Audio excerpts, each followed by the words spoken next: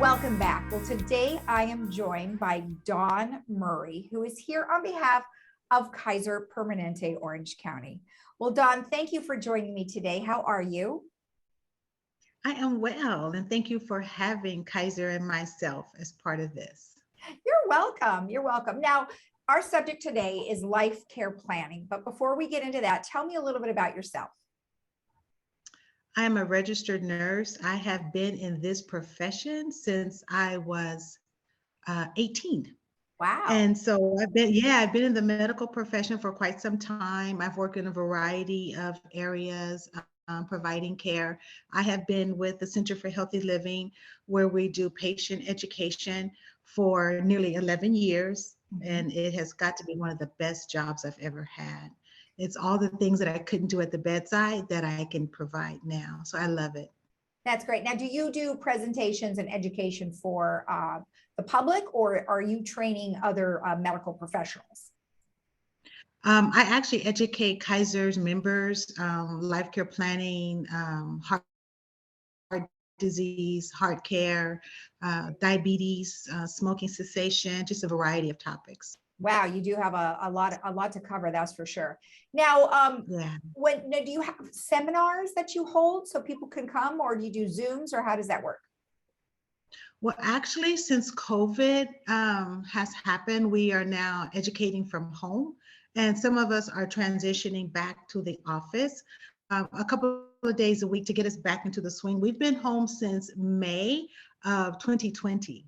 Yeah. So we are doing virtual classes online for Kaiser members. So Okay. it works out really nice. And we also have one-on-one consultations with members who are preferring that opposed to being in a class form. Okay. Excellent. Excellent. So when we talk about life care planning, what is that definition of life care planning? It is preparing for a time where you're unable to speak for yourself. And sometimes people are able to speak for themselves. They're just choosing not to. The information can be overwhelming. You know, it may be too much for them to digest at that time. They're not really sure what direction they want their health care to go in. But I look at life care planning as a gift for your family or your loved ones, of what your wishes are. And so it is just preparing for that time where you are unable to speak for yourself. Maybe you were involved in a horrific car accident. Maybe you had a stroke or a heart attack.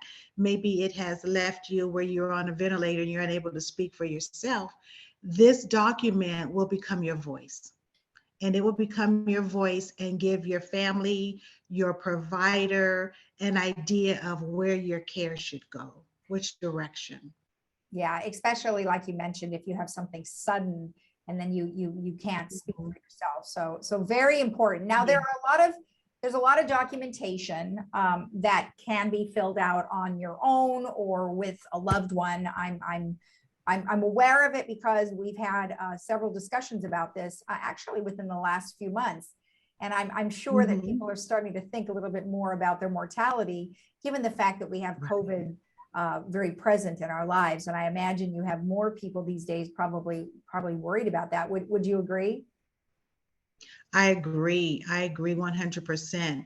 And the thing is that when you are able to complete this document, when you're in a better state, you know, your presence of your health, your state of mind, you're not faced to make a decision today, you know, you can really think clearly through this, and that will allow you to make a better choice and to think broader for which direction you want your care to go in. Okay. So let's talk about the form. It's called an advanced directive. And tell me Yes. what's in that and what people need to know before they fill that out. So an advanced directive is comprised of many sheets. It could be maybe like 7, 10 sheets into a booklet. And in this booklet, it's going to have your name, all your contact information, your medical record number, all that information. Is also going to have in there who you have decided to be your agent. Your agent is going to be the person who will speak for you. I highly recommend that you have more than one agent. because if you and that agent are traveling and something happens to your agent and there's no one to speak for you. So Right. have multiple people. I would also recommend that you don't make everyone 50-50 because no one agrees all the time. Mm. So you can have as many agents or representatives as you like, and they will be numbered 1, 2, 3, 4, and so on. And so sometimes people feel a little confused as to who do I put first of my children? Who do I say first? And we all know our children, you know your family, and you know who can be the one that can make that decision. So you would have that in there. It's also going to involve your wishes and your values, which is very important. And so it's not the values or the wishes of anyone else, it's yours. So I've taught many people how to complete this directive.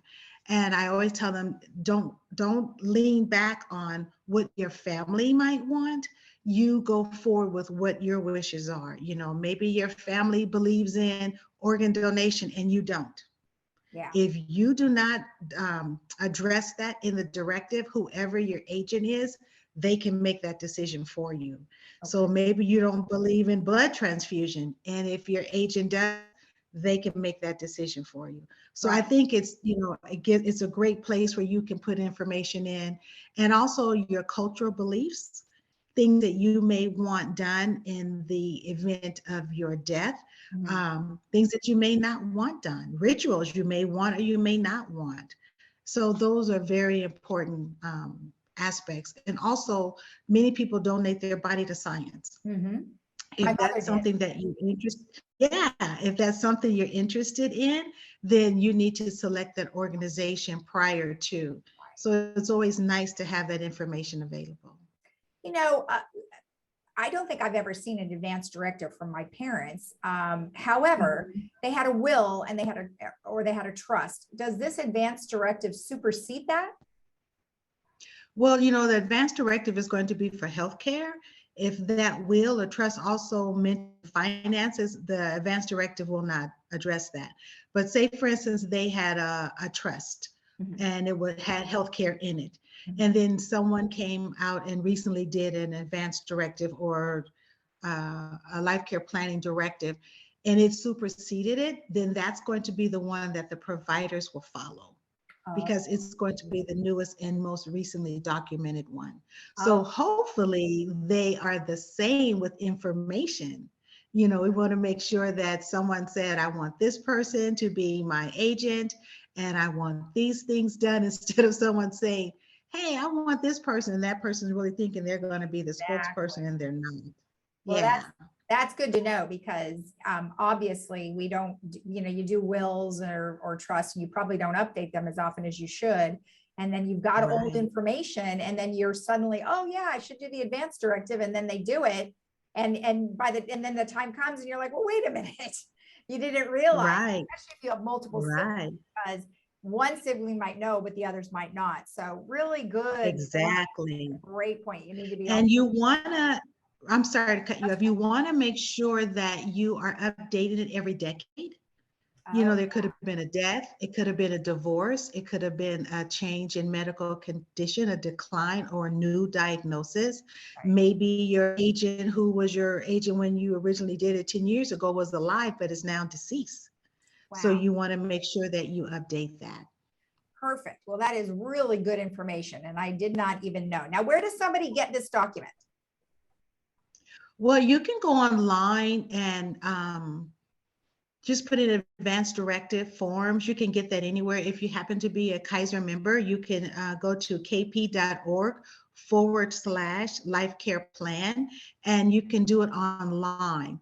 But once you complete it online, it is not in your chart. So you would have to print the document. And there's a couple of ways that you can make this actually a legitimate document. You can sign it, you can have a family member sign it, and the third signature has to be someone who has no affiliation with you or will not have any gain in your death. It could be a mailman, it could be your neighbor, or you can have it notarized and you can sign it and that's it. And then you can get it in your chart. And you want to make sure that everyone who is listed on there as an agent has a copy. Okay. So they're all coming from the same place. Yes, plus your doctor.